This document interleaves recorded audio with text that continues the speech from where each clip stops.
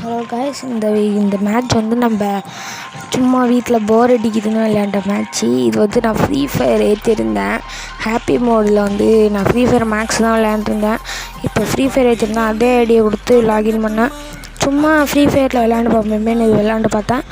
இந்த வீடியோ கொஞ்சம் நல்லா இருக்காது, ஒழுங்காக விளையாண்டுருக்க மாட்டேன், ட்ரெஸ்ஸும் ஒழுங்காக போட்டுருக்க மாட்டேன். ஏன்னா ட்ரெஸ் எல்லாம் டவுன்லோட் பண்ண சொல்கிறாங்க. அது அரை மணி நேரம் ஆகுது, ஃபோனில் சார்ஜ் இல்லைங்கிறதுனால டக்குன்னு விளையாண்டாங்க.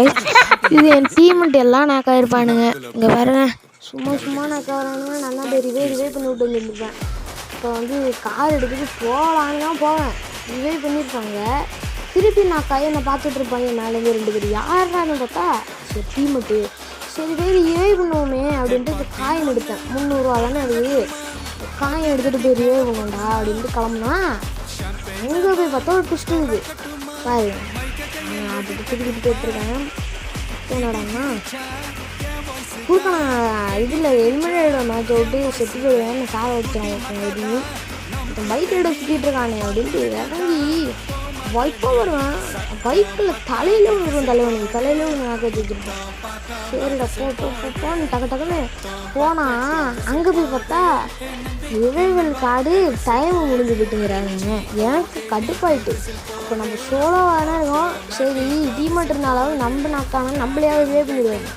அங்கே வருங்க டைம் முடிஞ்சு போயிட்டுனால எனக்கு பயங்கர டென்ஷன் ஆகிடுது. சரி நம்ம வெஸ்ட்டாவது வாங்கிட்டு போகணுன்ட்டு வெஸ்ட்டு வாங்கிட்டு வந்தால் இது டேமேஜில் இருக்குது. அதை இது பண்ணுவோன்ட்டு நான் மட்டும் ஓடிக்கிட்டு இருந்தேங்க. அதுக்கப்புறம் அங்கே பொச்சினாக்கிட்ட போகிறேன். தலையை கட்டி ஒருத்தன் ரிவைவ் பண்ணுறான்.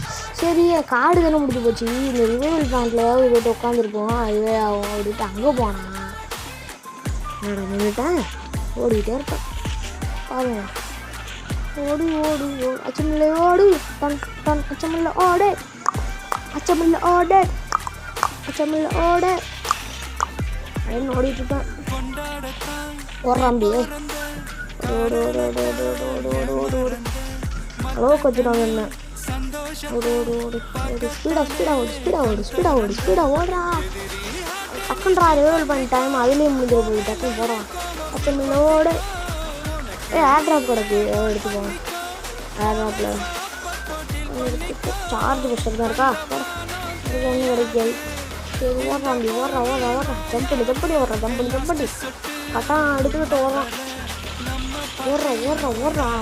என்னடா ஸ்பீடு.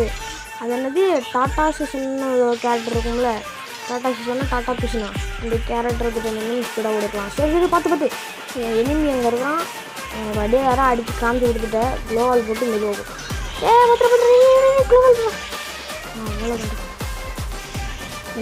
மெடிக்கிட்டு ஐயோ டக்குன்றா மேலே வேற ஒரு ஐயோ இவன் விட்டு வந்துட்டானா. ஃபைனல் செட்டு 10 அளவில் வந்து அடிச்சுட்டாங்க சொன்னேன். இந்த இடத்துல ஐயோ ஜம்பனி போட்டு அச்சுச்சோ போட்டான். ஆஹா, இந்த மாதிரி தான் அவமானம் வர்றது வாழ்க்கையில். என்னோட விளையாடுறான் ப்ரோ பிளேயராக அப்படிங்க வேறா உங்களை பார்த்துக்கிறேன்டா கேஸ். அப்புறம் இன்னைக்கு 4 மணிக்கு நான்